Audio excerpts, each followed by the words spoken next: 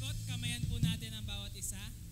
Um, Nagagalak po ang bawat tayo na makikita-kita ngayon sa ating Sunday worship service from our long weekend. Good morning. Pati po sa mga nanonood sa ating live, sa ating Facebook, at sa ating recorded sa YouTube. Good morning po. Good morning po sa inyo. We are also glad na napapanood niyo po kami ngayon. Morning.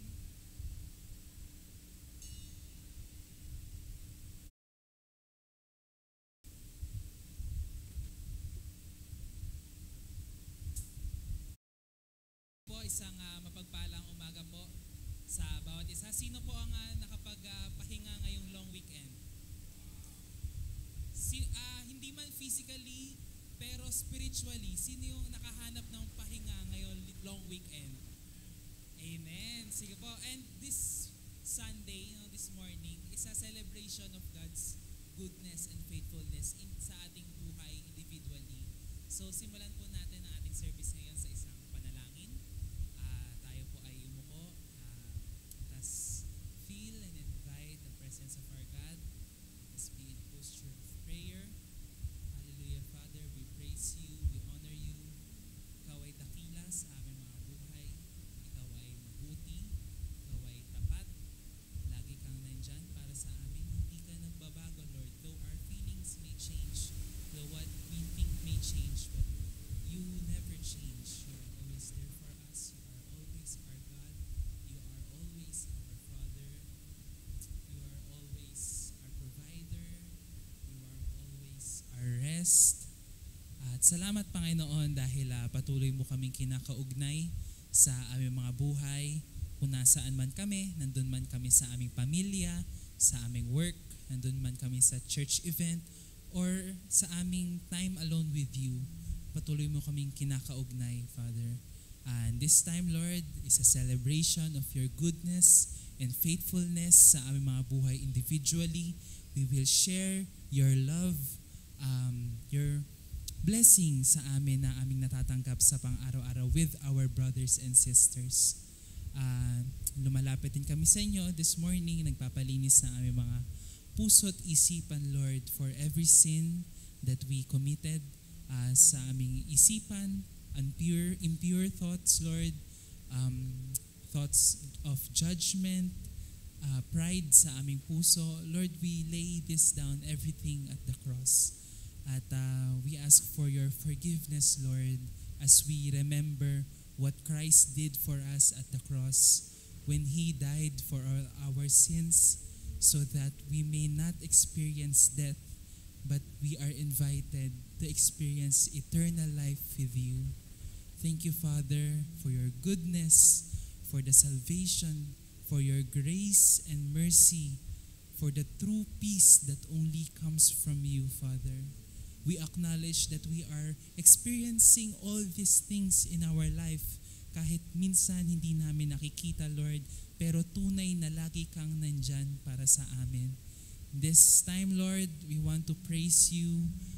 Open our hearts, Lord. Palambutin mo ang aming mga puso that we may receive you, Lord, as our Lord, truly as our Lord and the Savior of our lives.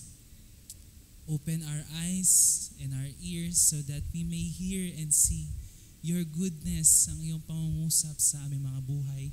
We invite the Holy Spirit to dwell upon the hearts of each and every one of us this morning. We want to experience you, Lord. We want to know you more and more, deeper and deeper in our lives, Lord. Kaya kami nandito, Lord, because we want to know you, Lord. Lord, if nandito man kami out of dahil kailangan magsimba, or nandito lang kami dahil nahihiya kami, na-invite kami, or nandito lang kami kasi nakasanayan namin, Lord, break that pride sa aming mga puso, Lord. Break that religious spirit sa aming mga puso right now, Lord. Because we want to experience you truly in our lives. We want to encounter you, Lord, ang iyong kabutihan, ang iyong katotohanan, Lord. You are the way, the truth, and the life, Lord. We want to experience you, Lord, and encounter you this aming pag-awit, sa aming pagsayaw, sa aming pakikinig na iyong salita, sa aming pag-share ng iyong kabutihan sa aming buhay, at sa pakikinig namin, sa pag-uusap namin sa aming brothers and sisters. We want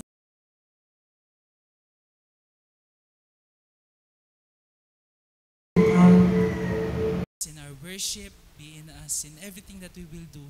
We want to praise you, and we are honoring you in our lives. This we pray in Jesus' name. Amen. Amen. Sige po, pwedeng palakpakan natin ang Panginoon. Hallelujah, hallelujah. Bago po tayo magsimula, may isa po akong tanong para sa inyo. Anong pinagpapasalamat nyo po sa linggong ito? Ito ba ay dahil nag-holiday ng Friday at 3 araw, sunod-sunod, long weekend? Sino po dito ang thankful sa pagkain na kanyang kinakain? Sino po dito ang thankful sa kanyang damit na sinusuot? Sino po dito ang thankful sa kanyang bahay na tinitirhan? And sino po dito ang thankful for Jesus? Isa pa po ba? Sino po dito ang thankful kay Jesus? So this morning, tayo po ay magsisimula with the song of thanksgiving sa ating Panginoon. I invite our body worshipers. And free po tayo na sumayaw, gumalaw. Alam ko po yung mga kapatid natin na galing PGL ay alam na alam yung step sa song na to. So don't be shy. Let's sing this song and let's dance for the Lord.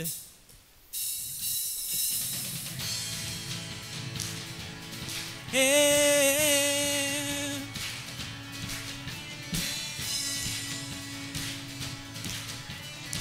Let's sing this song. Wandering into the night, wanting a place to hide this weary soul, this bag of bones. And I tried with all my might, and I just can't win the fight. I'm slowly drifting, oh vagabond.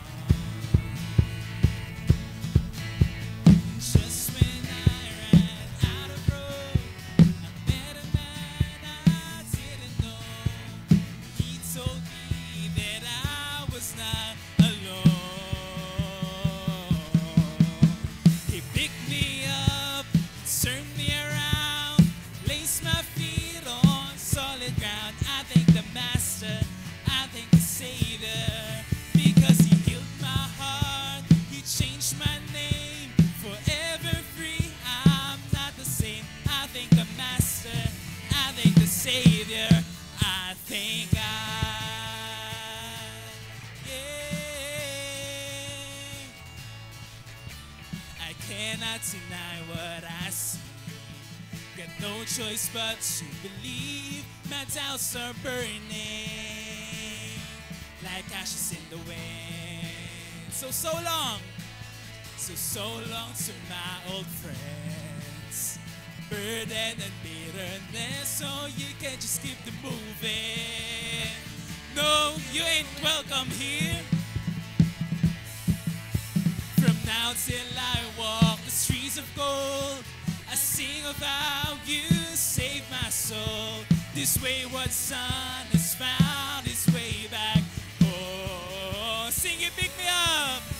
He picked me up, He turned me around, placed my feet on solid ground. I thank the Master, I thank the Savior, because He healed my heart, He changed my name, forever free. I'm not the same. I thank the Master, I thank He picked me up, He picked me up, He turned me around, placed my feet on solid ground. I thank the Master, I thank the Savior, because He healed my heart, He changed my name, forever free. I'm not the same. I thank the Master, I thank the Savior, oh I thank God. Let's clap your hands for the Lord.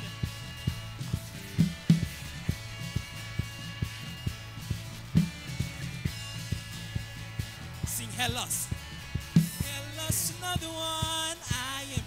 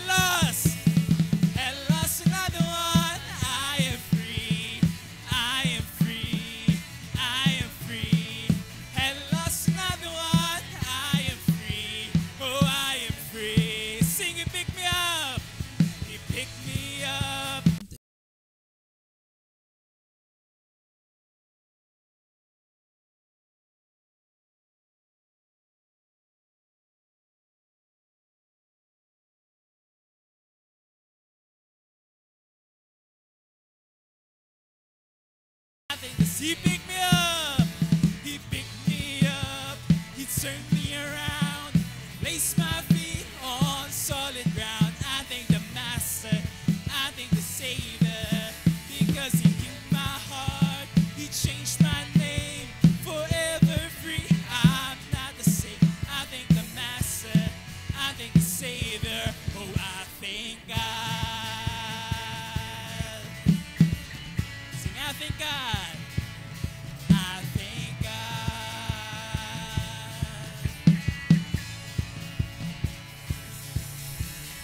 Get up, get up, get up. Get up out of the grave. Get up, get up, get up. Get up out of the grave. Get up, get up, get up. Get up out of the grave. Get up, get up, get up. Get up, get up, get up, get up, get up. Get up out of the grave. Get up, get up, get up. Get up, get up out of the grave. Get up, get up, get up. Get up, sing, get up. Get up, get up, get up. Get up out of the grave. Get up, get up, get up, get up. Get up out of the grave. Woo! Get up, get up, get up. Get up out of the grave. Get up, get up, get up. Get up, sing, get up. Get up, get up, get up. Get up out of the grave. Get up, get up, get up. Get up out of the grave. Get up, get up, get up. Get up out of the grave. Get up, get up, get up. Get up out of the grave. He picked me up. He turned me around. He placed my feet on solid ground. I thank the Master. I thank the Savior. Because He healed my heart. He changed my name. Forever free. I'm not the same. I thank the Master. I thank the Savior. He picked me up, turned me around, placed my feet on solid ground. I thank the Master, I thank the Savior, because He healed my heart. He changed my name, forever free. I'm not the same. I thank the Master, I thank the Savior. I thank God. Yes, Lord. I thank God.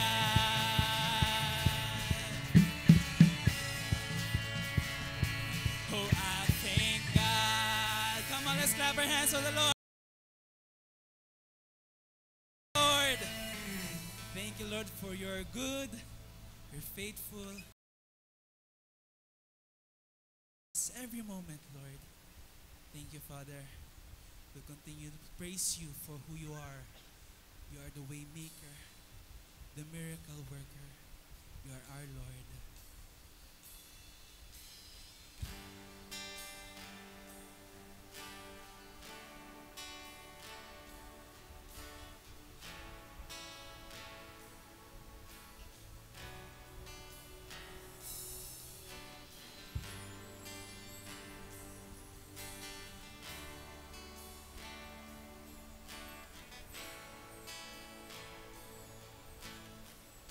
Sing.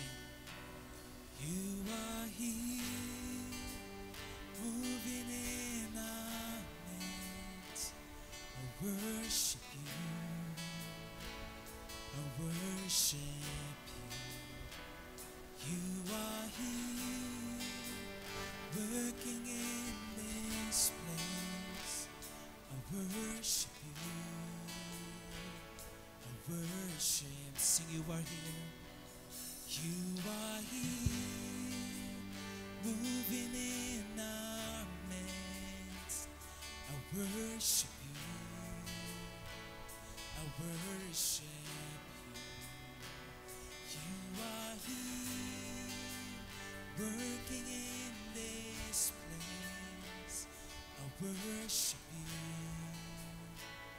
I worship you. You are waymaker, miracle worker, promise keeper, light in the darkness. My God, that is who you are.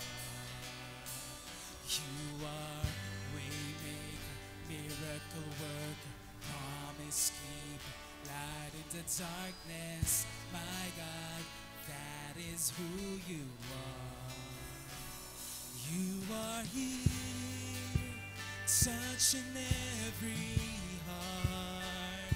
I worship you. I worship you.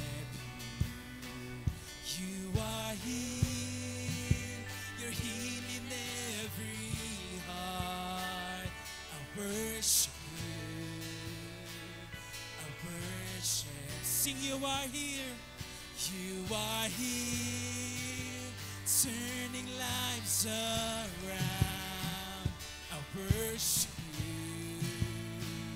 I worship you. You are here. Your man's in every heart. I worship you. I worship you. You are waymaker, miracle worker, promise keeper, light into darkness. My God, that is who you are.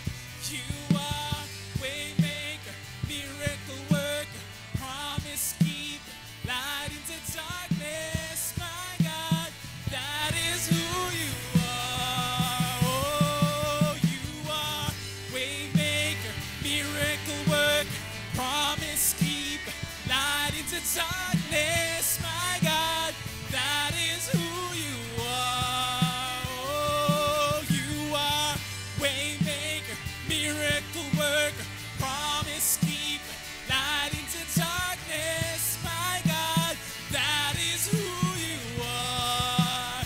That is who you are. That is who you are. That is who you are. That is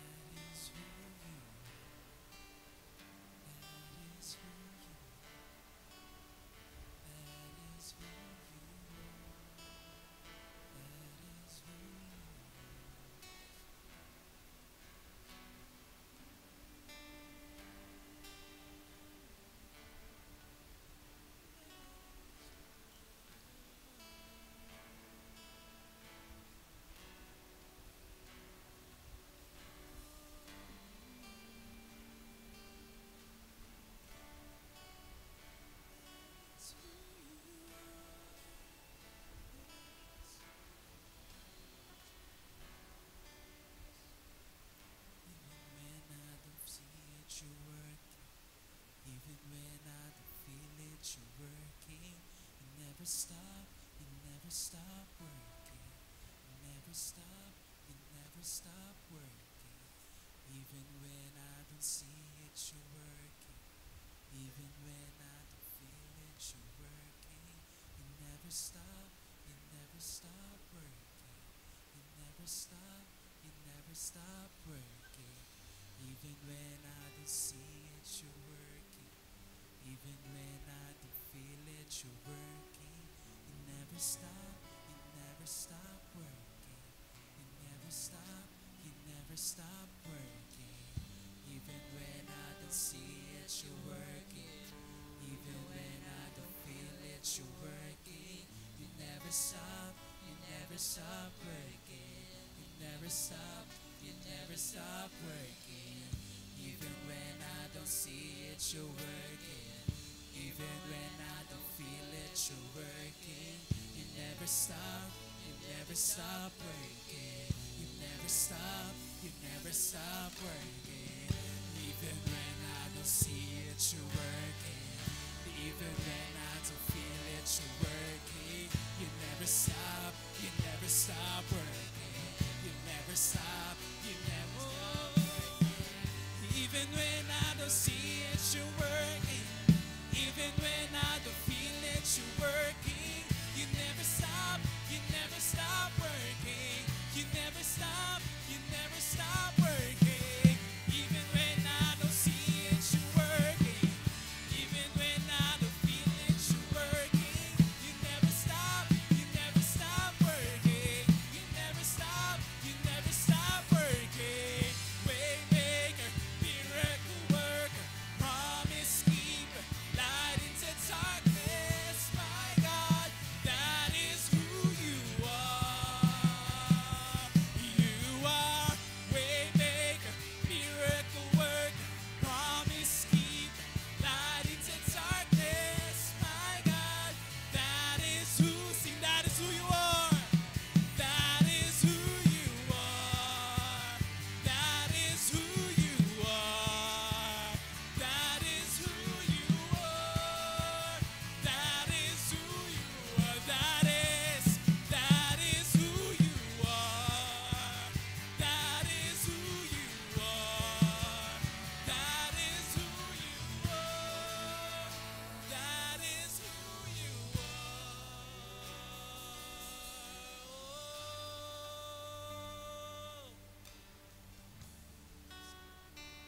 Yes, Lord.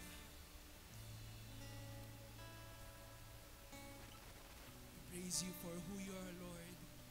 You are our Lord. You are Savior. You are our Father, Lord. You are the God of peace, Lord. You are the God that provides, Lord.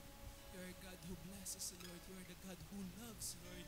You are the God who redeems us, Lord. You are the God who heals us, Father.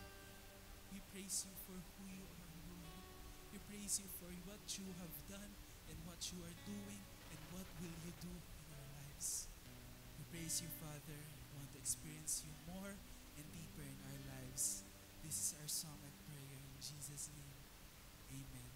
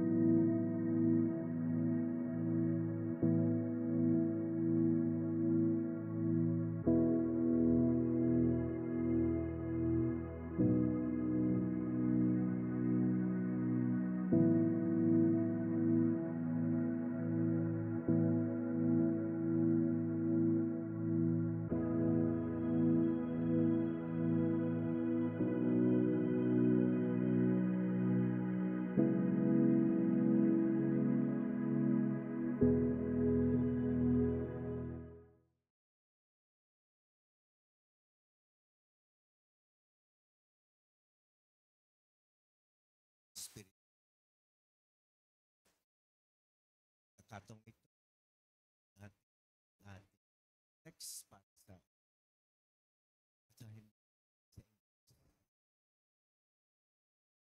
sabay. Daniel. But Daniel purposed in his heart he would not defile himself with the portion that he made, nor with the wine which he drank.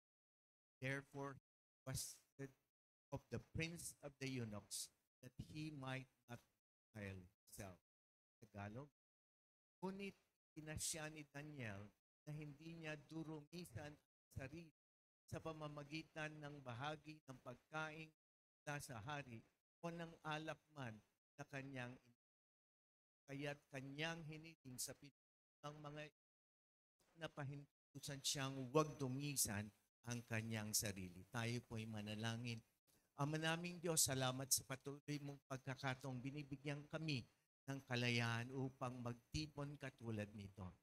Salamat sa pagkakataong inalala namin ang mga namatay at mga nauna, lalo't higit ang mga mananampalatayang nabawian ng buhay. Alam namin, o Panginoon, ang kanilang mga dakilang ehemplo at pinakitang buhay na matapat sa iyo ay hamon din para sa amin. Salamat po sa pagkakataong napapanalangin namin ang mga bansang walang pagpayag sa katulad nitong pagpapahayag ng iyong salita, katulad sa Bangladesh, sa India at sa Pakistan. Patuloy kang kumilos sa lahat ng mga bansang iyon. Dalhin mo at buksan mo ang mga puso at damdamin ng mga tao ron at magkaroon sila ng pakikinig sa pagpahayag ng iyong salita at magkaroon sila ng tunay na hangaring makilala ka ng tunay. Salamat po sa bagong serye naming pasisimulan ngayong araw na ito. Yung serye patungkol sa undefiled o sa kabanalan o walang karungisan. Panginoon, patuloy mo kaming samahan, hindi lamang maunawaan, kundi maisabuhay, maisapuso't kaisipan ang lahat ng ito upang maging pang-araw-araw naming kilos sa mundong magulo, gusot at corrupt. Salamat po sa iyong patuloy na patnubay sa amin. Sa ngalan ng iyong anak na si Jesus, ang lahat ay magsabi ng Amen. Kayo po'y makakaupo na. Purihin natin ang Diyos. So, salamat po sa lahat ng nanalangin sa aking pagbiyahe. Kasama ni Pastor Johnny, si Pastor June, patungo po sa Claveria, kung saan nandun yung Tagat, simbahan natin, City TP Tagat. Yung po pala nasa dulo na ng Pilipinas, sa Northern Province, at dagat na nga po yun. At isang nalaman ko, kasi hindi po ako magaling sa geography, yung po palang lugar na yon ay lugar kung saan doon din, malapit doon yung Abulog. Yung Abulog po isang lugar kung saan may datihang lupa ang aking ama na ibinigay doon sa kanyang kapatid na yung kanyang mga anak o yung mga pamangkin ay nandun pa rin pero hindi ko po sila nakaugnay dahil wala po akong kaugnayan sa kanila. Nag-post ako sa messenger nung isa, si Napoleon Ragindin, pero hindi pa siya sumasagot. Hopefully, one of these days, babalik ako ron at ako'y mangangaral din ng salita ng Diyos. Salamat sa pagkakataong binigay nyo rin sa pagbabiyahe ko ron dahil nakapagharal ako sa mga gwardiya, nakarating ako sa land bank, nakausap ko yung manager, nakapagpahayag at nakapagbigay din ako ng mga tracts po doon sa mga members ng lugar na yon. At yung pong naghatid at nagsundo sa akin, 30 minutes motorcycle drive po yung papunta doon. Kinakabahan ako at ang bilis po. Pero salamat sa Diyos at may pangangalaga, nakapag-share din po ako sa kanya at nanalangin kami pagkatapos ng biyahe. Tapos po ay pabalik, nakabahan ako kasi ang lakas ng ulan. At ang problema ay may mga landslide at makikita mo yung takbo ng tubig mula doon sa bundok at may mga riprap pero maninipis yung riprap at bumibigay na po yung mga ibang semento doon sa riprap. Marahil bahagi din ng flood control yon. So, pero malaking bagay po yung inyong panalangin na matagumpay din po yung PGL Kahit na doon sa PGL, ubong-ubo ako. Pero pagkatapos ng PGL, hindi po yung mapigil yung ubo, yung parang hinihika. Yung hirap na hirap po ako, lalo na doon sa last day. Pero hinihiga ko lang nung gabi. Kinabukasan, okay na, purihin ng Diyos. So talaga pong may mga himala ang Diyos sa buhay natin. Pero sabi nga namin ni Maloy, medyo hirap na kami ng puyatan. At saka trabaho na at may puyatan. Pwede kami trumabaho pero mahirap na yung puyatan. So anyway, siguro mas alam na namin ang gagawin sa susunod na PGL. Medyo sabi nga ni Ate Maloy, clouded pa yung isip niya ngayon pero na-correct niya po yung aking preaching kaya hindi po totoong clouded dahil sa Espiritu ng Diyos. So ito pong series natin ay Undefiled. So kung titingnan natin, nagkaroon tayo ng serye sa Halo. Holiness, accountability, love, and obedience. Lahat ng mga bagay na yan magkakadugtong. Hindi ka magiging holy kung hindi ka patuloy na magkakaroon ng accountability partner. Kung wala kang one-to-one o wala kang D-group, hindi ka magiging holy. Hindi ka magiging holy kung walang love o patuloy na pagmamahal sa Diyos at pagmamahal sa kapwa. Kasi hindi ka makakapag-correct kung hindi ka nagmamahal. Yung hindi nagko-correct, hindi nagmamahal dun sa mga nakakasala. Ano po yun? Yung hindi ka makakasunod sa salita ng Diyos kung walang patuloy na accountability, love, at saka holiness. Pare-pareho yung nagbubunsod ng lahat. Pero itong ating undefiled series, balikan ninyo yung holiness. Pagka binalikan nyo holiness, babalik kayo sa accountability, love, and obedience. Kasi ito pong buong buwan ng Nobyembre ay patungkol sa undefiled. Ngayon ay undefiled, living clean in a culture, in a corrupted culture. Pamumuhay ng malinis sa corrupted culture. Lalo na sa Pilipinas, kita natin, corrupted ang culture natin. Hindi biblical culture ang pinamumuhay kahit ng mga Kristiyano, corrupted culture. Hindi po biblical culture.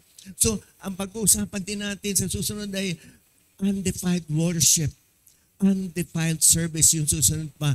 Undefiled relationships. At yung panghuli, yung undefiled and unfruitful.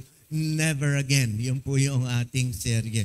So, panalangin niyo pong patuloy tayong matuto at isabuhay passionately lahat ng ating natututunan. Kasi po ang Kristiyano sa Pilipinas, ang daming alam. Pero hindi po sinasabuhay yung alam nila. Dito, bukas ang lahat para matuto. Sa ibang bansa, hindi ka pwedeng mag-search sa Google para malaman ang mga bagong pag-aaral at bagong katuruan. Minsan kasi marami din naman doon maling katuruan at makikita natin yan mamaya. May mga bagay pong maling katuruan. At ito yung na-assimilate ng mga mananampalataya. Yung katuruan para sa iba't ibang bagay para ma-recognize, para mabigyan ng pagpapahalaga. Hindi yung pag-aaral para lalo tigit makilala ang Panginoon. So ito nga po yung ating topic ngayon, Daniel 1:8. Living clean and a corrupted culture. Itong buhay ni Daniel ay naganap 605 before Christ, 605 years before Christ.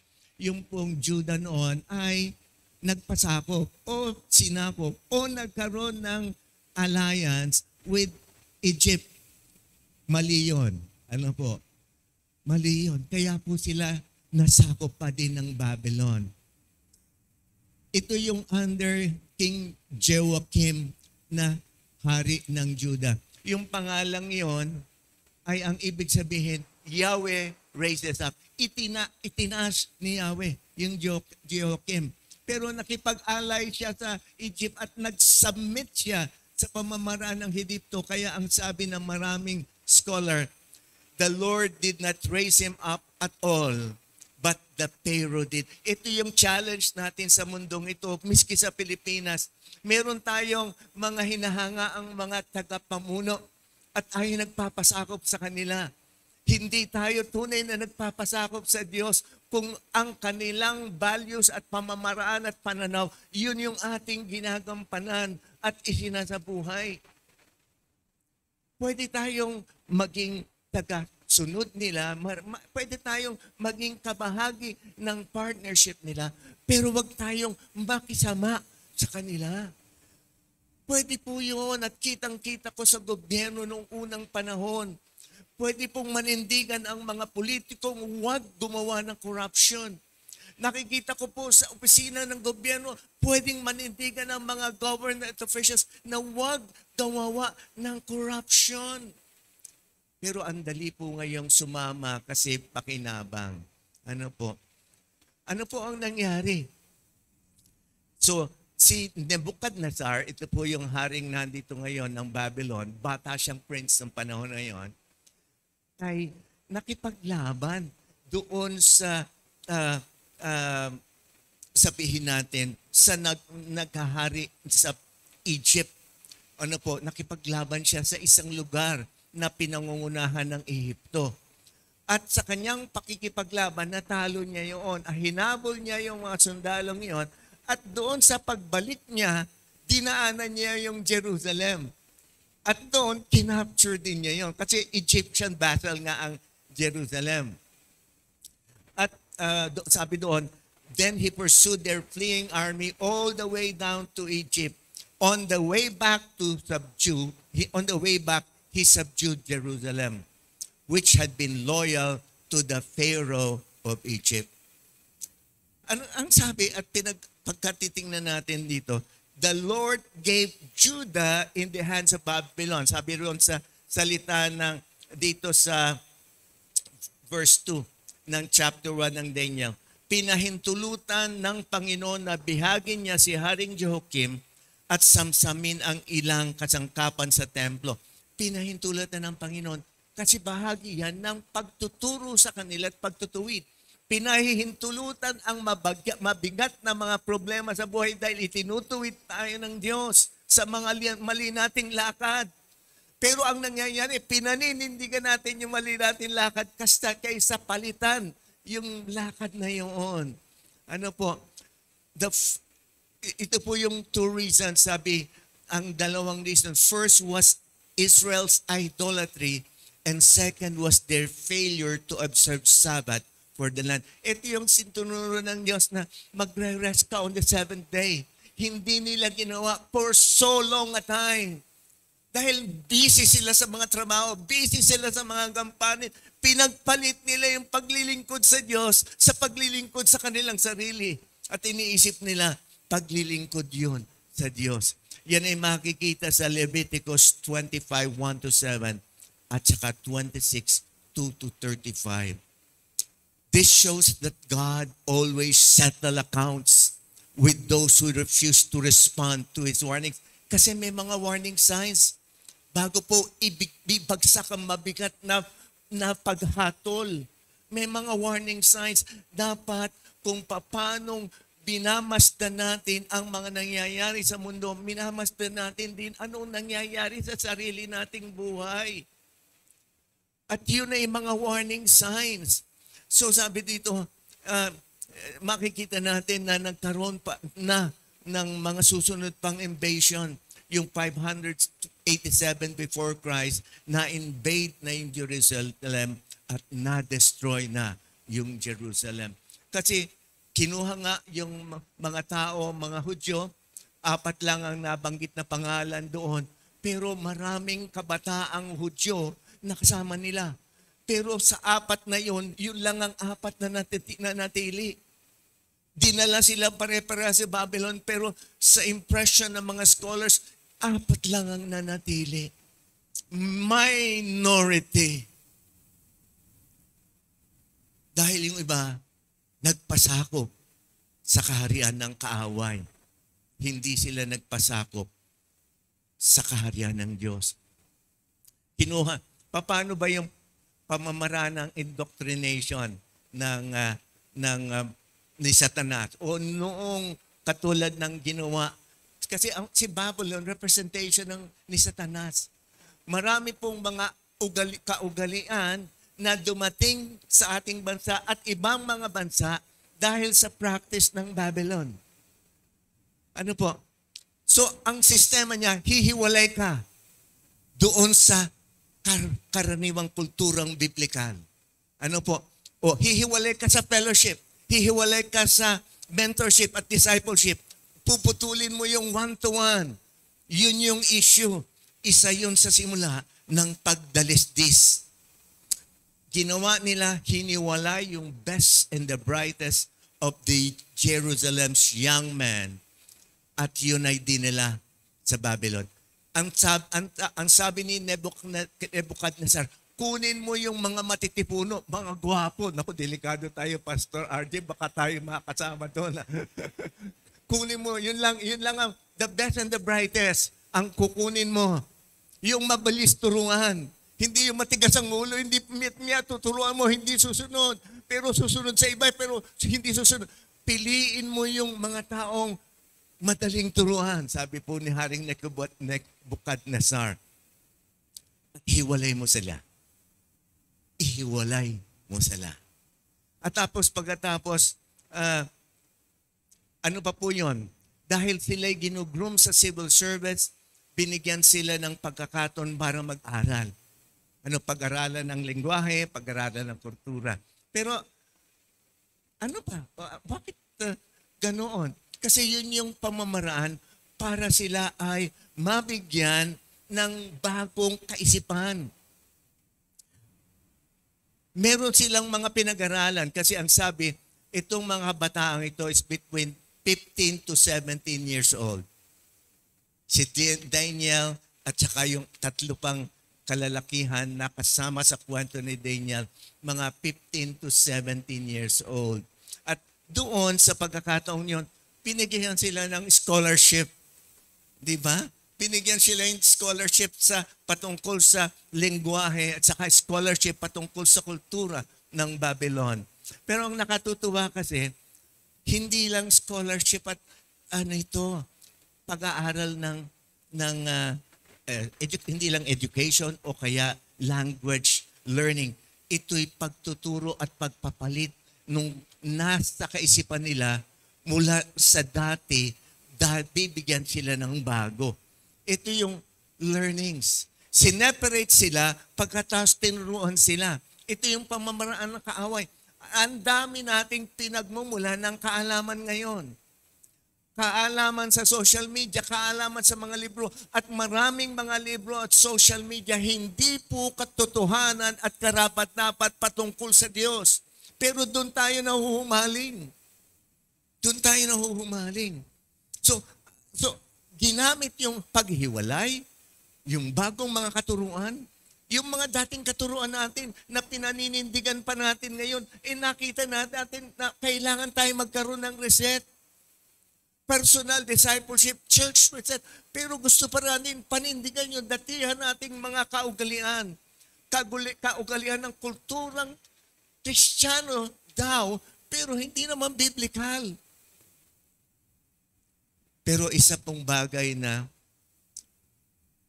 dinala sila, pinakain sila o papakainin sila ng pagkain ng hari.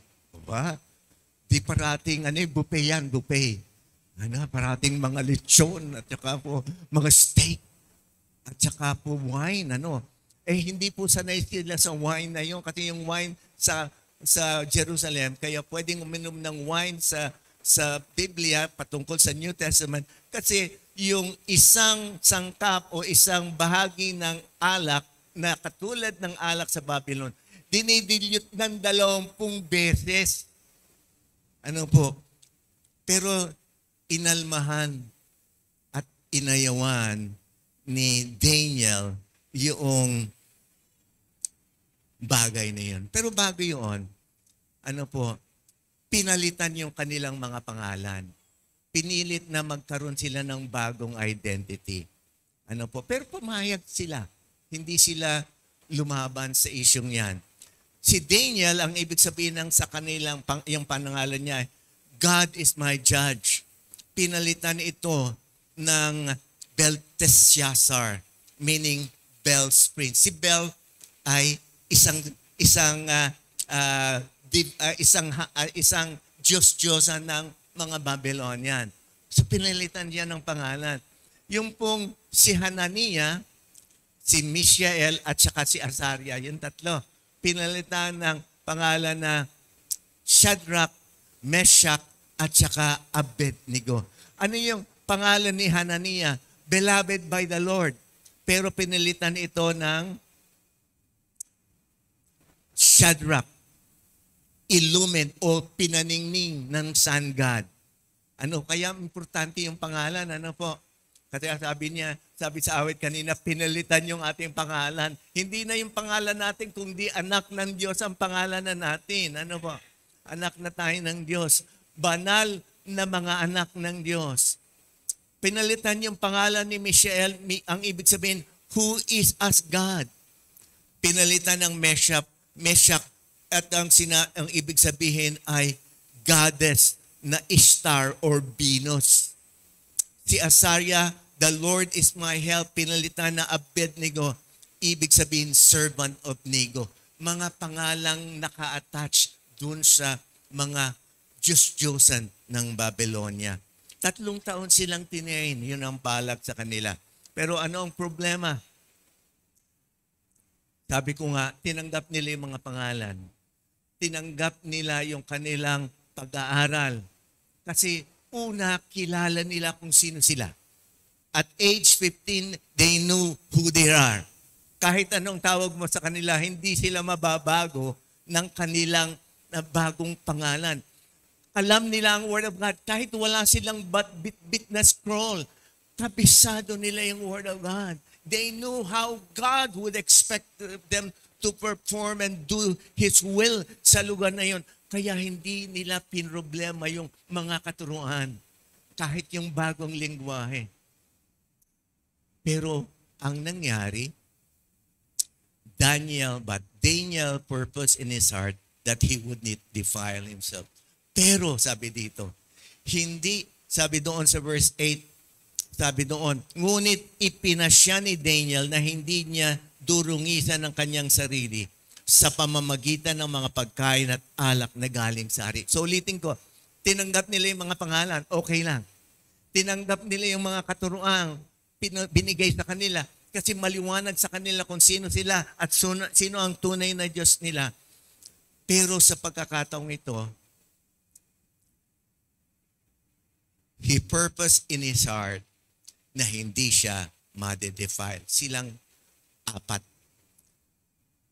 Pag-usapan natin na mabilis yung he purposed in his heart, he knew that alam niya kung ano yung magde-defile sa kanya, he chose graceful resistance. Pagkatapos makikita natin yung reward ni Daniel at saka conclusion and challenge. Anong conviction niya? Maliwanag na maliwanag sa kanya ano ang kanyang purpose dito sa mundo. Ang liwaliwanag sa kanya. Yun po yung mahalaga. Sabi nga niya, but Daniel purpose in his heart that he would not defile himself. So, he purpose in his heart. Ano yun? Purpose. Meron siyang deliberate na desisyon na. Nung kinuhat, dinala sila sa Babylon, maliwanag na sa kanya, nung una pa man, bata pa man siya, kung ano yung gusto niya. Kilala niya ang Diyos at gusto niyang manatili sa Panginoon. A deliberate decision, not a passing emotion. Marami sa atin, pagka nakadalo ng retreat, sana hindi ito sa PGL 24. Sayang-saya, iyak dito, sayang-saya, testimony dito.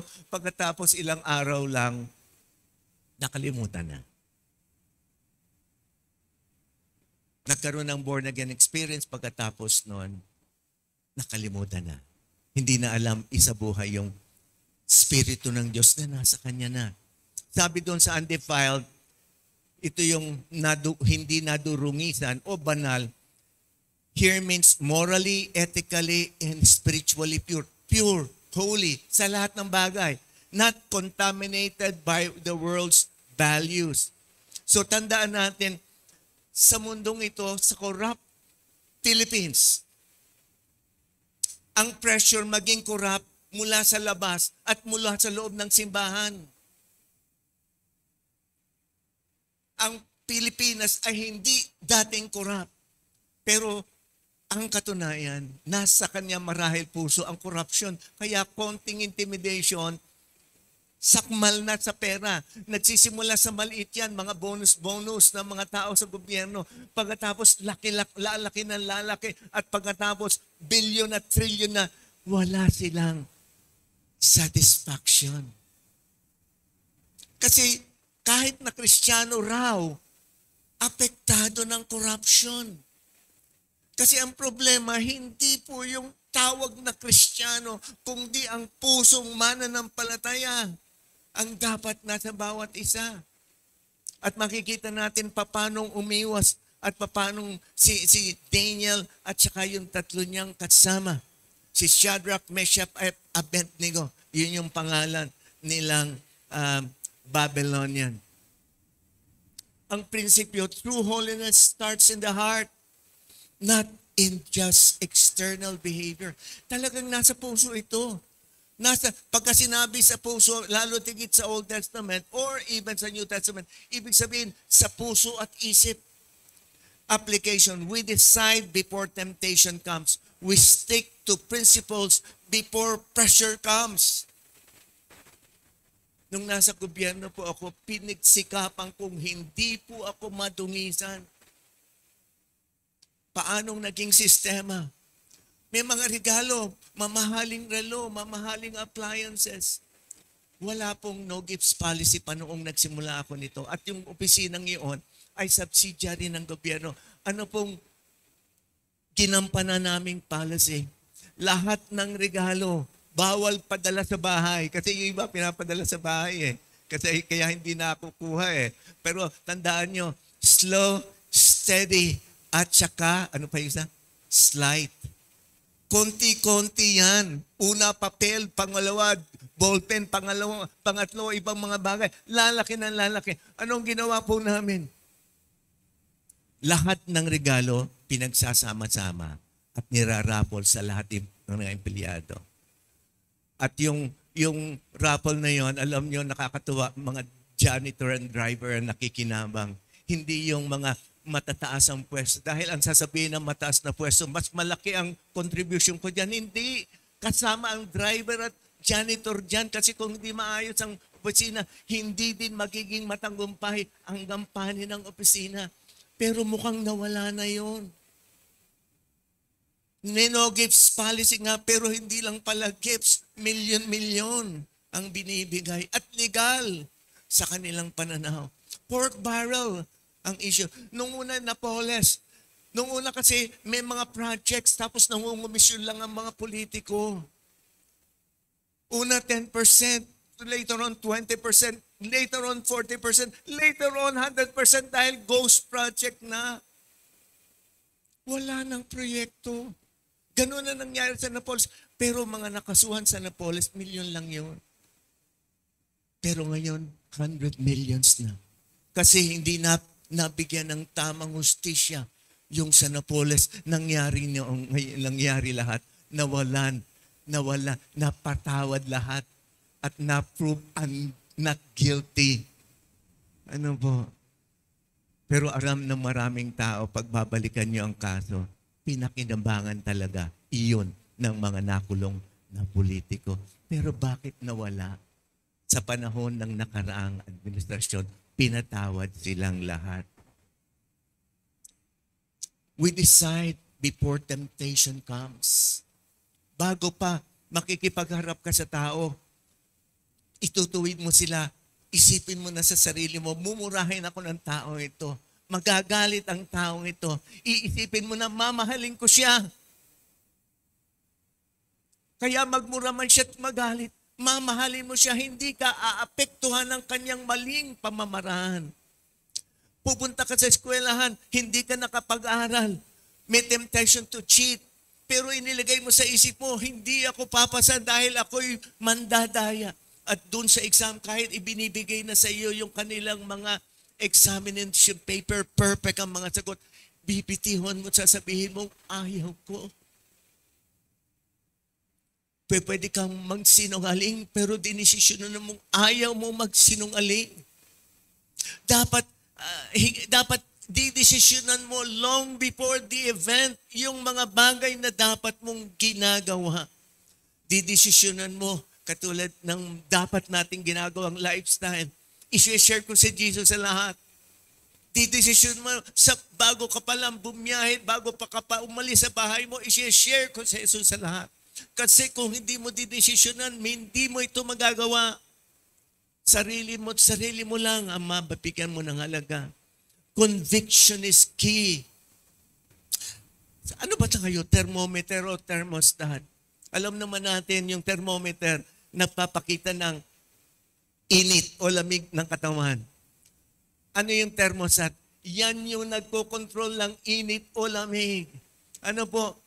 Pagka tayo ay thermometer, corrupted world, corrupted din tayo. Ano po? Control tayo ng atmosphere. Changing with the prevailing mood. Hindi tayo dapat thermometer, dapat thermostat. Ano yung thermostat? Siya yung nagko-control ng atmosphere. Working to create a specific desired climate. So, ibig sabihin nito, tayong mga Kristiyano, dapat ang leader sa ating tahanan, ang leader sa ating komunidad, ang leader sa bansa na nagsisimula ng pagbabago patungkol sa lahat ng bagay, patungkol sa kabanalan. Pero, si Pastor kaya, nagsasalitang ganyan, pero pag kami mag-alok sa iyo ng 10 milyon, paano kaya yun? Bakit pwede ko pantanggihan yun? Pagka nag-alok ng 20 million, ako medyo magdadalawang isip. Kung 30 million, paano? Kaya dapat babalikan mo kung ano yung nasa isip mo. Kasi, nung po ako nasa land bank, ganon din ang policy sinimula ng land bank. Yung pong pagsasama-sama. Isa pong mahaling regalo kung tinatanggap kasi no gifts policy na. Pero mahal pa rin yun. Pero isinasama ko sa rapol.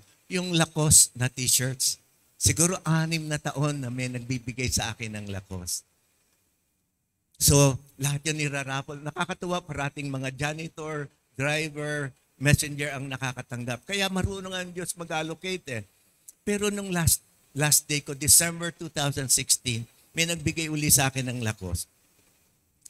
Sabi ko sa mga staff, pwede ba dito sa pagkakataon ito?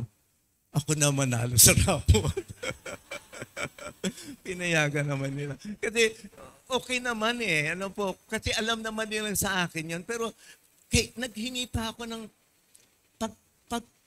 pagpayat nila. Kasi pagka ganun po ang pananaw natin, tayo nagdedicate ng tipo ng climate sa ating mga lugar at mga opisina. Hindi tayo naapektuhan ng mga bagay. Conviction is not fixed. If that is not fixed before the test, will crumble under pressure. Dapat maliwanag ang conviction mo. May temptasyon para sa last. Sinisip ko na bawal akong tumingin dito, bawal akong tumingin doon. Diretso lang ang tingin. Kasi minsan ako po'y pasensyahan nyo. Sasabihin ko, minsan ang tingin ko sa babae. Dito, kinokorek ko yung yung aking mata. Yung pagka natingin akong ganon, kinokorek ko po yun. Pero malaking bagay pong isipin nyo na agad na ikaw ay banal at hindi ka maaapektuhan ng lahat ng bagay. Kasi thermostat tayo.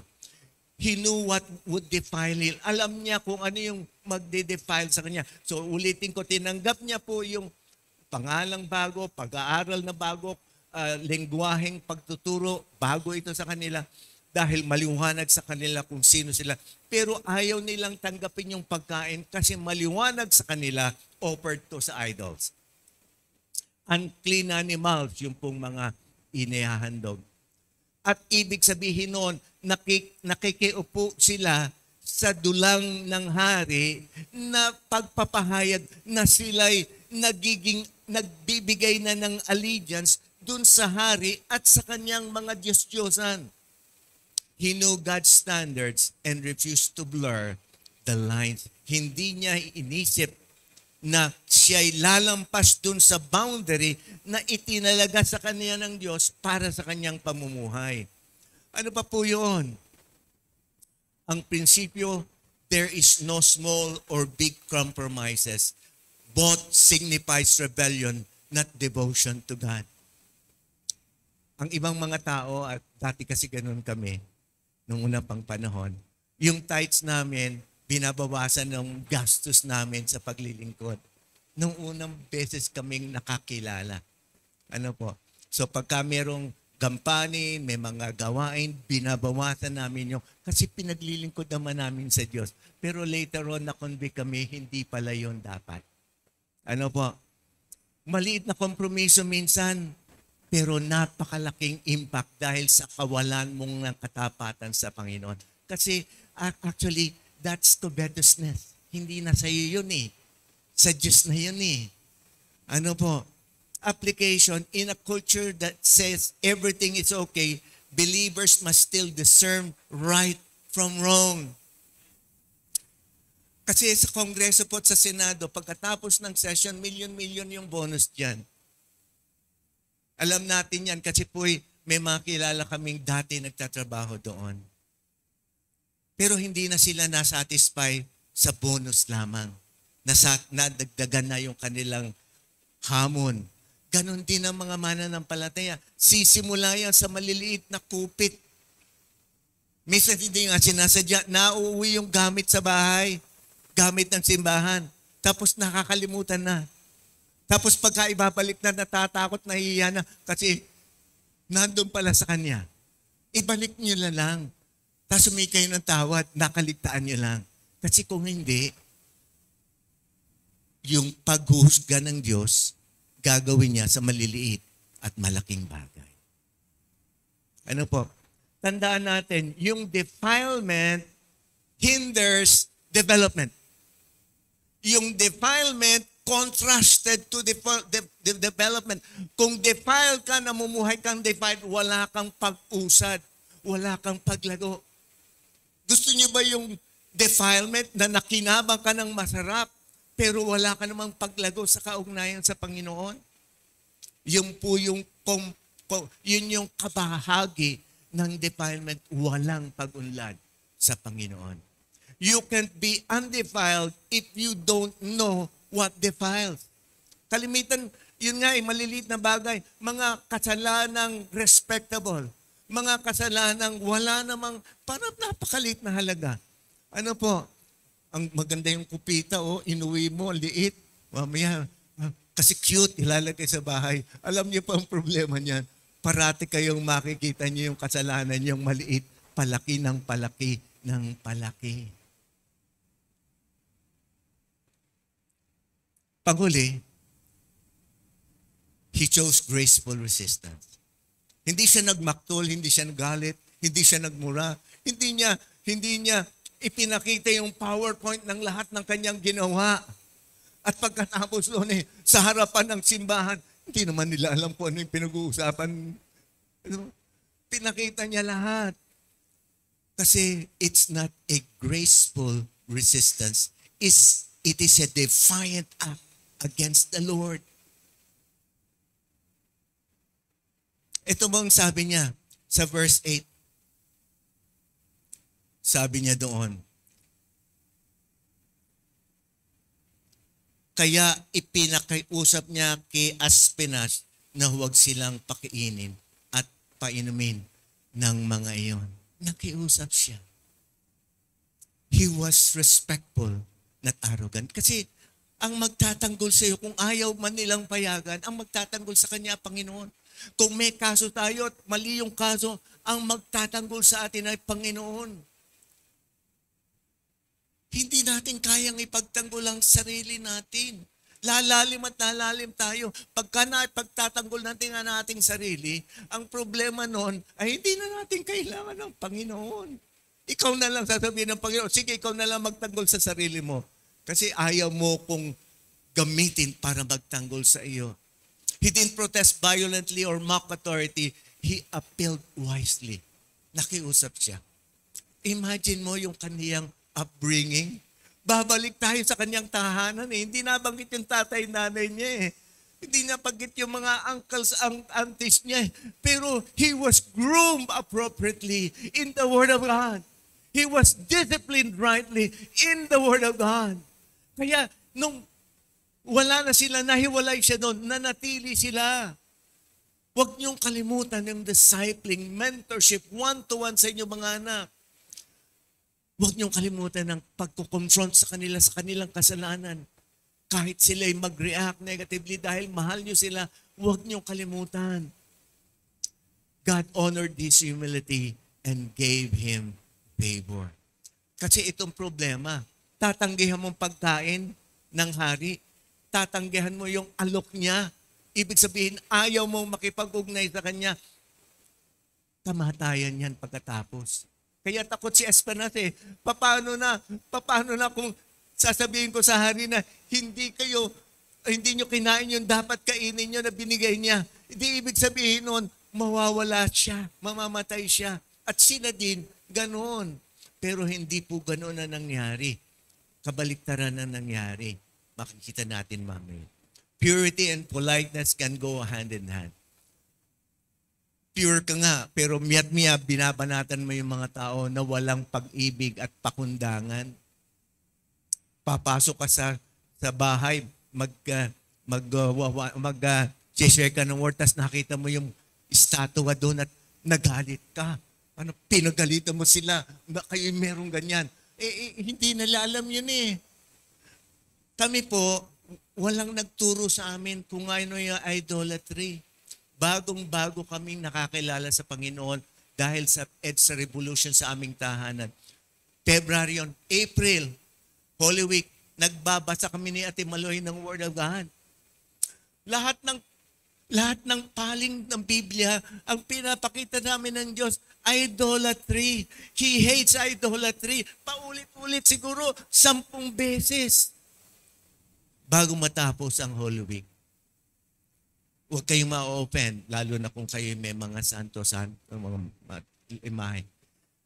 Kinuha namin lahat na yun. Mamahalin, may ginto, may pilak, may iba't iba, may kahoy, antigo. Hinala namin sa likod at sinunog namin. Ulitin ko, baka may makarinig, ma-open, hindi ko po intensyong gawin ninyo ito. Pero yun yung conviction ng Diyos sa amin. Walang nagturo sa amin. Ang Diyos ang magtuturo sa kanila. Huwag niyong ipilit. Pagka pinilit niyo, gagawin nila pero masama ang loob nila, hindi sila mabe-bless doon sa kanilang desisyon. You can be righteous without being rude, or you don't have to be rude to be righteous. Pwede kang magtuwid ng may paggalang. Pwede kang magtuwid ng may pagpapahalaga sa kanilang kaugalian. Unawain mo, pero sabihan mo, hindi po kalugod-lugod sa Diyos siyang ginagawa ninyo. Nawa yung mga Kristiyano sa gobyerno, do that. Nawa hindi sila makinabang kasi nakikinabang na sila, kaya ang hirap ng magtuwid. Pero ang dali pong magtuwid kahit kayong nakinabang. Ibalik mo yung pakinabang. Naalala ko nung panahon ni Marcos noon, hindi po ako nagbayad ng mga buwis ko noon. Pero nakakilala ako sa Panginoon February 26, 1986. Nung makakilala, kinukilkil ng Diyos sa puso ko at sinabi niya, magbayad ka ng buwis. Pumunta ako sa BIR, pinakompute ko lahat ng babayaran ko. Paano sabi yung tiga BIR, pwedeng bumabayan, basta, alam mo na, kaya nga ako magbabayad, gusto mabayad ng tama. Kahit napakamahal niyan, babayaran ko. O di binayaran namin. Kasi dapat ganoon. Ay nakinabang ka pagkatapos, tapos na. Tapos na. Walang restitution. Walang pagbabalik. Ano man ang ninakaw niyo sa tithes, ibalik ninyo. Hindi dahil gusto namin yumaman. Gusto namin kayong mapalaya. Gusto namin kayong mapalaya. Anong naging reward ni Daniel? God's favor, faithfulness, and promotion was granted to Daniel. Sabi doon sa verse 9, now God has brought Daniel into favor and tender love with the prince of eunuchs. Magalang siya doon sa prince ng eunuch eh. Ano po? Ano sabi sa Tagalog? Sabi doon ay niloob naman ng Diyos na siya kalugdan at pagbigyan ni Aspenas. Basta maayos kayo makipag-usap, kahit mabigat, masakit ang sasabihin ninyo, papakinggan kayo. Basta nakitang nagmamahal kayo, hindi yung galit ang pinakita ninyo, hindi yung angil ang pinakita ninyo. And in all matters and wisdom and understanding, He found them 10 times better. Sa 20, ano po ang sabi? Nakita ng hari sa lahat ng bagay na itanong sa kanila. So, pinatawag na yung mga na-train ng 3 years. After 3 years, pinatawag sila ni Nebuchadnezzar. Kinausap sila, in-interview sila. Pagkatapos ng interview, anong sabi ang sabi sa salita ng Diyos? Nakita ng hari sa lahat ng bagay na itinanong sa kanila. 10 ulit na mas mahusay at magaling sila kaysa sa lamangkero at mga engkantador ng kaharian. You can be the greatest person in your community if you only love God and do His will. Hindi ibig sabihin marami kang natutunan, hindi mataas ang iyong pinag-aralan. Mahal na mahal mo ang Diyos, magiging matagumpay ka sa lahat ng dako. Pero ang napakaganda noon sa sinabi rito sa huli, at naglingkod si Daniel doon hanggang sa unang taon ng paghahari ni Ciro. Alam niyo po si Ciro, Persian king, Babylonian king si Nebuchadnezzar. Alam niyo po kung ilang hari ang pinaglingkuran ni Daniel? At makikita niyo sa buong Book of Daniel, ang dami niyang pagpapahayag patungkol sa Old Testament things that happened, prophecy, New Testament things that happened, prophecy, and Revelation things or yung things to come. Nagkaroon siya ng impluensya, nagkaroon siya ng napakagandang insight, napakagandang interpretation of dreams and visions because he was undefiled. He was holy. He was holy. Alam niyo po, Nebuchadnezzar, Nabonidus o Nebuchadnezzar II, Belshazzar, si King Darius of Babylon, and then Cyrus. Questionable yung King Dario pero sinasabi nila kasi 4 na hari, naglingkod siya, mga violent kings, but he was never affected by their violence and their corruptiveness. Ang alam ko, siya pa ang nagpapahayag ng pagtutuwid sa kanila kahit at the risk of death. Nanindigan si Daniel. Maninindigan ba tayo sa mundong ito? Purity and politeness can go hand in hand. You can be righteous without being rude, or you don't have to be rude to be righteous. Sa Daniel 6, isa pong okasyon at dito tayo magtatapos, meron pong edict na ginawa. Ang sabi doon, si Haring Darius ay nagsulat. Ito po yung questionable daw sa history kasi walang makita silang direct historical account. Pero alam ko, merong makikita din yan one of these days. Sabi doon sa Darius din, nagbigay ng edict o decree si Haring Darius. At ang sabi niya, lahat ng mananalangin ay pananalangin ay pagbabawal. Dapat lang ang tunay na allegiance nila ay sa hari sa panahong yon. Pero nung malaman niya yon, sabi doon, he went into his house and his windows being open in his chamber toward Jerusalem. Nakaharap po kasi sila pag sumamba sa harap sa toward Jerusalem. He knelt upon his knees 3 times a day and prayed and gave thanks before God. Kahit alam na niya na pinagbabawal yon at ang parusa sa lahat ng gagawa noon ay dadalhin sa mga leon.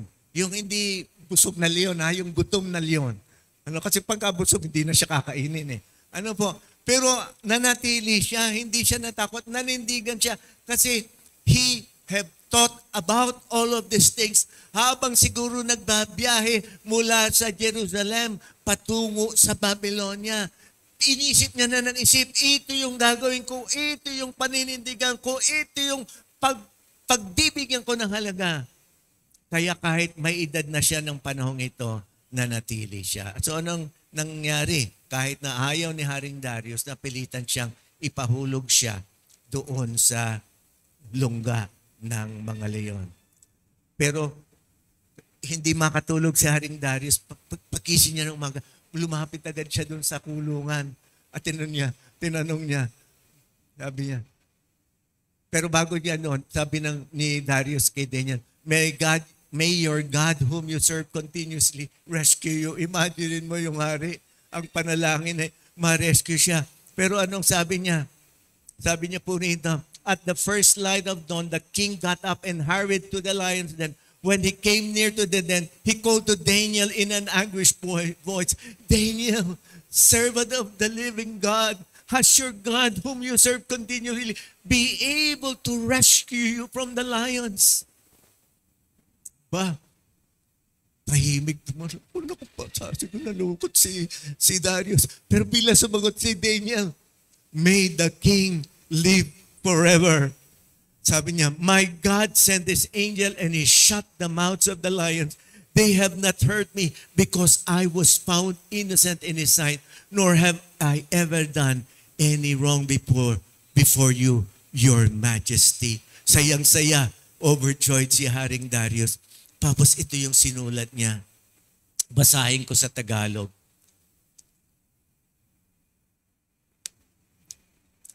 (6:25 hanggang 28). Ito po yung sabi. Pagkatapos sinulatan ni Haring Darius ang lahat ng tao sa bawat bansa. Tandaan nyo, ang Babylon noon covers every countries all over the world, the known world. Pero ito yung sinabi ni Darius. Ang lahat ng tao sa bawat bansa at wika, so sinalin sa lahat ng wika, sa buong daigdig, isinaad sa sulat, sumainyo ang kapayapaan. Inuutos ko sa lahat ng aking mga nasasakupan na matakot at gumalang sa Diyos ni Daniel, sapagkat siyang Diyos na buhay at mananatili magpakailanman. Hindi mawawasak ang kanyang kaharian at mananatili habang panahon ang kanyang kapangyarihan. Siya ay sumasakop at nagliligtas. Gumagawa siya ng kababalaghan sa langit at sa lupa. Ililigtas niya si Daniel mula sa mga leon. At naging matagumpay si Daniel sa panahon ni Haring Dario, sa panahon ni Haring Ciro sa Persia. Imaginein mo, sa panahon ngayon, may isang Kristiyano. Tatayo sa harapan at sasabihin, inaamin ko na nakakuha ko ng yaman ng bayan. Humihingi ako ng tawad sa inyo. At isosoli ko higit pa doon sa aking ninakaw. Kristiyano lang ang pwedeng gumawa noon eh. Hindi magagawa yan ng ordinaryong politiko kahit bilyon-bilyon ang nanakawin. Ang makakagawa lang yan, mananampalatayang tunay. At kung may mananampalatayang tunay na gagawa niyan, mababago ang takbo ng politika sa Pilipinas. Mababago ang takbo ng politika sa Pilipinas. Si Charlie Kirk nga ba yun? So, namatay siya, ang laki ng revival ngayon. Hopefully, magkaroon talaga ng transformation. Alam mo, yung taong tatayong yun, mamamatay sa mata ng maraming tao, pero mabubuhay siya sa harapan ng Diyos. At mabubuhay ang tunay na pananampalataya dahil may modelong tatanawin ang mga tao sa gobyerno at lahat sila marahil magkakaroon na ng pagbabalik loob at pagkakaroon ng tunay na paglago ng pananampalataya sa bansang itong tinuring na tunay na missionary country papunta sa lahat ng mundo. Imagine niyo, Ang misyonary natin doon nagpapakahirap na mamatay. Walang kahit anong provision. Pagtatawanan lang sila. Pero mo nagpapakamatay ka rito yung bansa mo. Dito ka naglilingkod, yung bansa mo punong-puno ng corruption. At milyon ang ninanakaw. Dito naghihirap ka. Walang makikinig, walang maniniwala sa Kristiyanong misyonaryo kung di magkakaroon ng tunay na pagbabago ang bansang Pilipinas. Alam kong may pag-asa. Kaya lahat yan nangyayari ngayon kasi malapit nang dumating ang Panginoon. At ang sabi naman niya, pagka naipahayag ang salita ng Diyos, lalo tigit darating na ang opportunity para siya'y dumating. Ano nga ituturo ng Pilipinas? Corruption sa panahon ngayon. Pero pag kami mga taong nanindigan at tunay na nagbalik ng yamang kinuha nila sa kaban, magkakaroon ng pagbabago at magkakaroon tunay na tagumpay sa lugar na ito. Hindi man sa panahon natin, sa panahon kung sino pa yung bibigyan ng pagkakataong maganap yon. Pero alam ko, malapit nang dumating ang Panginoon. Kaya dapat nating unawain lahat ng kayamanang yan, maiiwan din lang naman natin. Conclusion, when you stand for God, God stands with you. Paano na yung mga namuhay ng mali? May pag-asa. When you stand for God, God will stand for you. Lahat ng pagkakamali natin mabubura, makapagsisimula tayo ng bago. Yun yung sinabi ng Panginoon. Holiness often leads to influence. Magkakaroon tayo ng impluensya. Hindi tayo yung nai-impluensyahan sa mali. Not isolation. Daniel petitioned, this is courage. Maninindigan tayong may katapangan kasi alam nating nasa tama tayo. Hindi yung naninindigan tayo pero mali na nga yung nangyari. Pinipilit pa nating itago. Integrity attracts favor from what God and man. Sabi doon, Daniel prospered. This is consequence. Mga kapatid, pwede tayong magkamali. Pwedeng lahat ng kasalanan nasa atin. Pero kung tunay tayong nakakilala sa Panginoon, papaalala niya lahat sa atin ang katotohanan. Kung hindi pa tayo nakakakilala sa Panginoon, ibibigyan niya tayo ng pagkakataon makilala siya ng tunay at lubusan. Dahil bibigyan niya tayo ng purpose. Magkakaroon tayo ng lakas ng Lord. We will petition. We will be prospered. Not materially probably, but prosper in our relationship with Him. Ang challenge, anong kinsmith mo in your life? Ano yung mga bagay na pinahalagahan mo? Na hindi tunay dapat mahalaga sa buhay mo? Yung bang work or business? Do I put income over integrity? In my relationships, do I put popularity over purity? Marami akong naabot, marami akong kumikilala sa akin, nare-recognize ako, ba magaling yan? Hindi yun eh. Pure ka ba? In my faith, do I put convenience over conviction? Ang hirap magsoli. Ang hirap tumanggap ng pagkakamali. Kahiyaya. Pero sa harapan ng Diyos, banal na gawain yan. At iyon ang mga saints of God. Hindi po perfect, hindi banal nung simula, pero binanal ng Diyos, namuhay ng banal, at nagkaroon ng lakas ng loob na tanggapin ang anumang bagay patungkol sa patuloy na pamumuhay ng may kabanalan. Have I purpose in my heart to stay clean before God?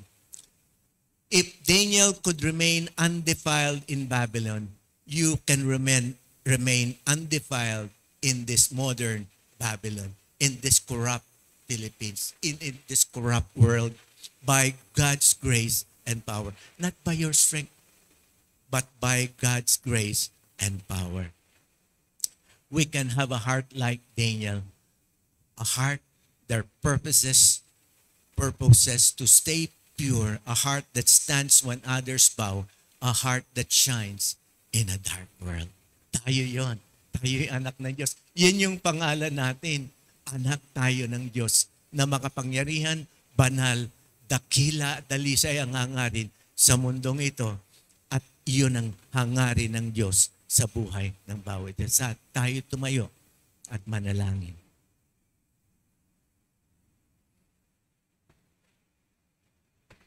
Ama naming Diyos, sa aming paghahanda sa banal ding hapunan sa oras na ito, patuloy po kaming humihiling na ikaw ang mangusap sa amin. Patuloy mong ipaalala sa amin ang aming mga kasalanan at ipakita mo kung gaano kalayo na kami sa iyo, na separate kami, nahiwalay kami. Una sa iyo, pero nangyari ito dahil kawalan namin ng fellowship, kawalan namin ng one-to-one. Yung wala kaming confession sa bawat isa, wala kaming pagtutuwid sa bawat isa. Wala kaming accountability, kaya nawala ang holiness. Panginoon, minahal namin ang aming sarili kaysa pagmamahal namin sa iyo at ang aming kapwa. Hindi yun kabanalan. Ito'y defilement sa iyong harapan. Panginoon, patawanin mo kami. Hiling namin ang iyong patnubay at gabay sa amin, lalo tigit pagtanggap namin ng kopa at tinapay, tanda ng aming pag-alala sa banal na hapunan. Panginoon, patuloy kang kumilos sa aming mga buhay. Ipakita mo na tunay kaming karapat-dapat sa iyong banal na harapan dahil nilinis mo na kami positionally. You justified us. You sanctified us positionally. Ngunit meron kaming dapat gawin mula sa iyong hamon at patuloy na challenge sa aming buhay. Mamumuhay kami sa kapangyarihan ng banal na Espiritu. Mamumuhay kami na dideny ang aming sarili. Bibitiwan ang aming mga flesh upang mamuhay ayon sa iyong kalooban. Panginoon, patuloy mo kaming paalalahanan na ikaw ang Diyos at hindi kami. Na ikaw ang may kapangyarihan sa lahat at hindi kami. Na hindi kami ang dapat nangunguna sa aming sarili kundi ikaw, Panginoon. At kung paano kami magsasabi ng hindi sa mga bagay na makakapag-defile sa amin, doon lang din kami makapagsasabi ng yes sa iyo. Yes sa iyong hangarin. Yes sa iyong balak sa aming buhay. Dahil kung hindi kami makakahindi sa pita ng laman, lust of the flesh, lust of the eyes, and the pride of life, wala kaming ipaglalago sa iyong harapan. Dahil putol ang koneksyon namin sa iyo. Panginoon, pinupuri ka namin, sinasamba ka namin, dinadakila ka namin, sa ngalan ng iyong anak na si Jesus, ang lahat ay magsabi ng Amen. Sige po, tayo po'y pumunta sa harapan upang kumuha ng simbolo ng katawan, yun po yung tinapan, simbolo ng dugo ng ating Panginoong Kristo.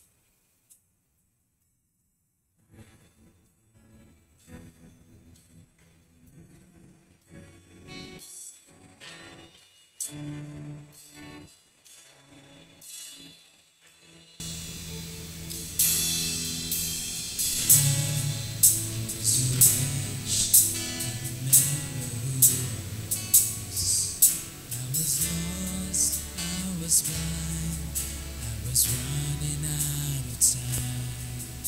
Sin separated, the reach was far too wide.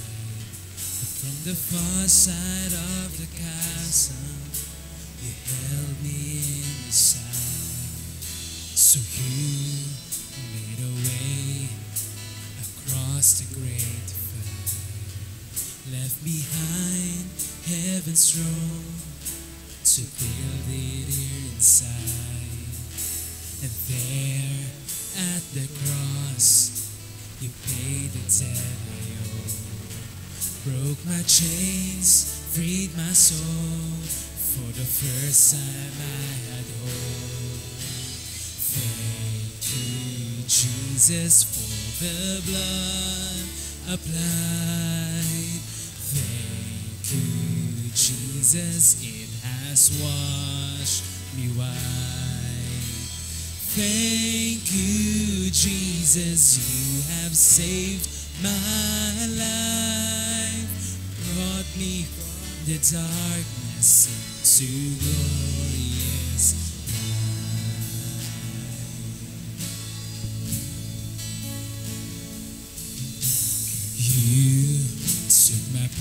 grace laid aside my soul of sin. You were buried for 3 days, but then you walk right out again. And now death has no sting, and life has no end. For I have been transformed by the blood of the Lamb. Thank you, Jesus, for the blood of life. Thank you, Jesus, has washed me white. Thank you, Jesus, you have saved my life, brought me from the darkness to glorious light. There is nothing stronger than the wonder working power of the blood,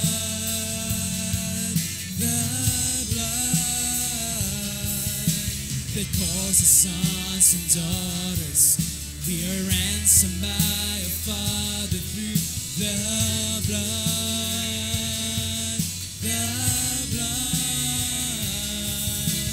There is nothing stronger than the wonder working power of the blood,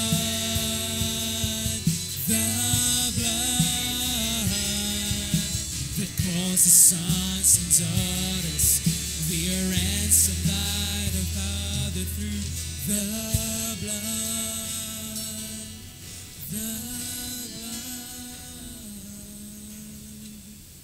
Ito pong banal na hapunan ay hamon ni Jesus para maalala natin siya. Sabi niya, do this in remembrance of me. Hindi lang maalala natin sa ating isip. Ibig sabihin nun, maalala natin gawin ang kanyang mga ginawa. Gawin ang kanyang mga ginawa. Actually, we should continuously be reminded of the gospel. Ito yun. Ito yung gospel. He came, He was beaten up, He was crucified, He died, and He rose from the dead. Ito yun. We are to remember His gospel, His life, and we must model this life in our lives. Yun po yun. Sapagkat ito ang tinuro na tinanggap ko mula sa Panginoon, ibinigay ko naman sa inyo. Noong gabing siya'y ipagkanulo, ang Panginoong Jesus ay dumampot ng tinapay, nagpasalamat, pinagpira-piraso yon at sinabi, ito ang aking katawan na hinandog para sa inyo. Gawin ninyo ito bilang pag-alala sa akin. Kainin natin ang simbolo ng katawan ng ating Panginoon. Simbolo ng pakikipag-isa natin bilang siya nabubuhay sa atin at nabubuhay siya sa pamamagitan ng ating pagkilos sa ibang tao at sa ating kapwa.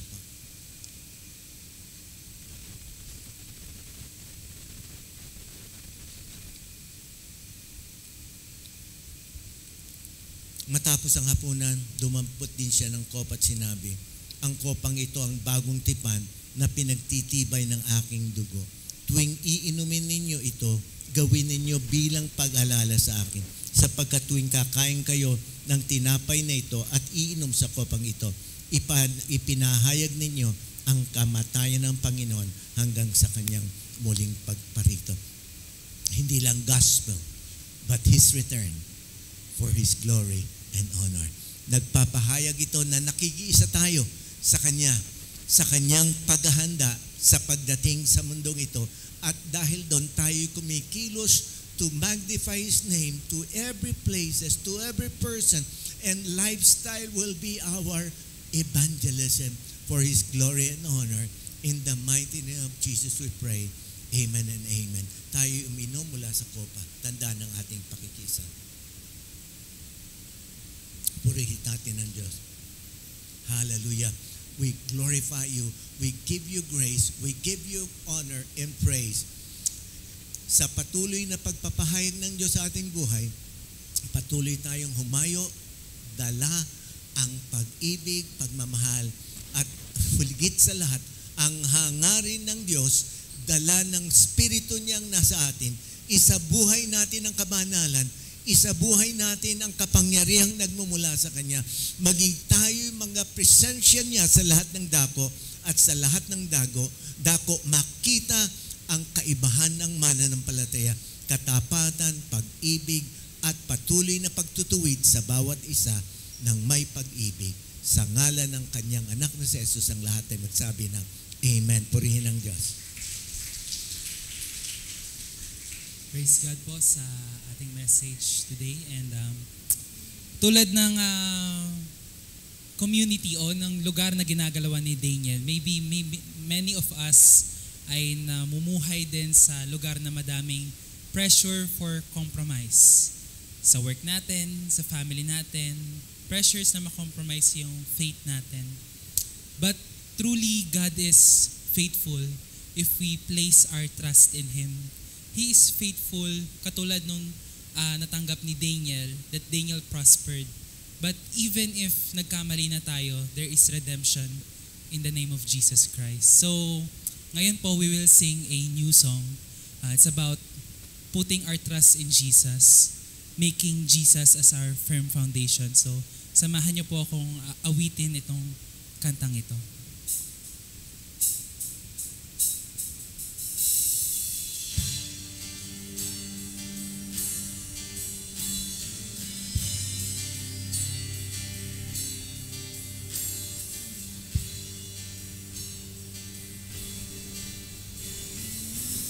Sing Christ.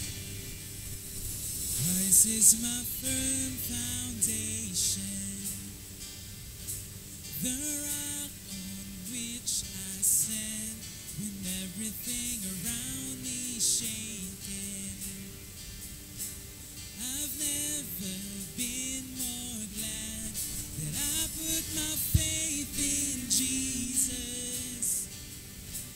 He's never let me down. He's faithful through generations. So why would He fail now? He won't. He won't. I've still got joy in chaos. I've got peace that makes no sense, and I won't be going under. I'm not held by my own strength, 'cause I've built my life on Jesus. He's never let me down. He's faithful in every season. So why would He fail now? He won't. He won't. Sing, He won't fail. He won't fail. He won't fail. He won't. He won't. He won't fail. He won't fail. Sing Christ. Christ is my firm foundation, the rock on which I stand when everything around me is shaking. I've never been more glad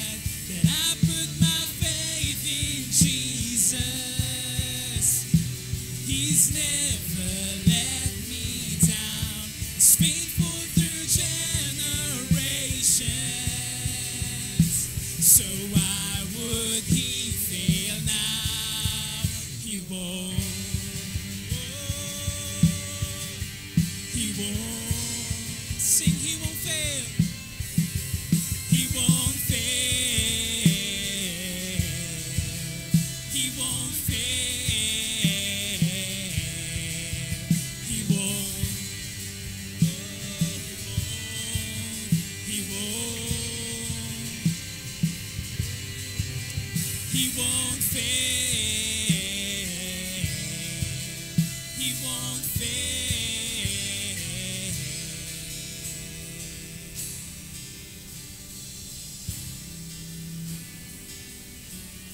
Put our trust in you, Lord.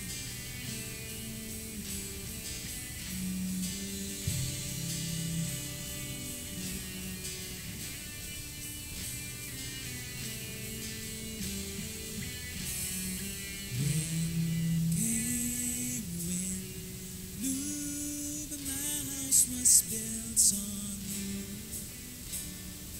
I'm safe with you. I'm gonna make it through. Sing rain came. Rain came when knew that my house was built on you. I'm safe with you. I'm gonna make it through. Sing rain came. Rain came when knew that my house was built on you. I'm safe with you. I'm gonna make it. Sing rain came. Rain came when blue. My house was built on you. I'm safe with you. I'm gonna make it. Sing rain came. Rain came when blue, but my house was built on you. I'm safe with you. I'm gonna make. Sing, I'm gonna make it through. I'm gonna make it through.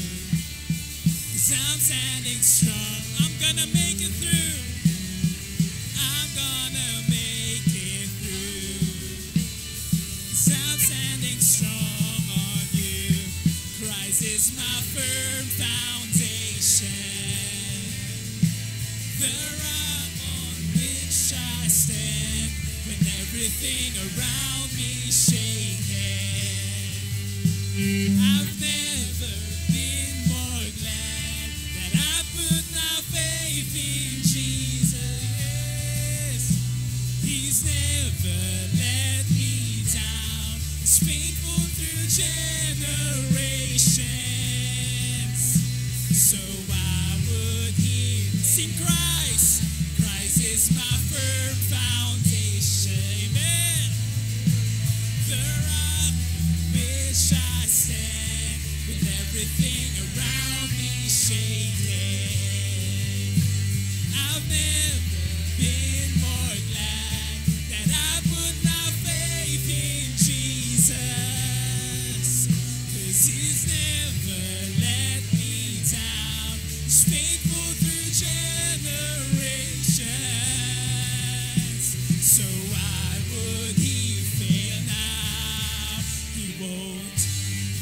Oh, he won't. Sing, he won't fail. He won't fail. He won't fail. He won't.